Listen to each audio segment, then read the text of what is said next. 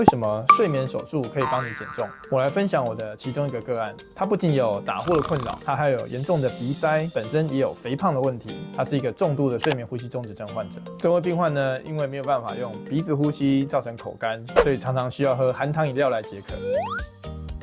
如果睡眠不足的话呢，吃东西的机会就会变多，这还会导致你的饥饿素增加，受体素减少，导致你的饥饿感提升，增加你的进食的量。另外呢，睡眠不足也会让你比较累，活动量减少，那你的热量消耗也会跟着减少，导致你的体态日益崩塌。另外，如果身材肥胖，就容易导致打呼跟睡眠呼吸中止。那你体内的脂肪细胞呢，也会容易释放发炎因子，让你晚上睡不着。此外呢，肥胖也会造成你肠胃不适，造成你浅眠。如果你在意你的身材，就要保持充足的睡眠。另外，如果你想要有充足的睡眠，也要保持好的身材哦。追踪徐医师，一夜好眠不打呼。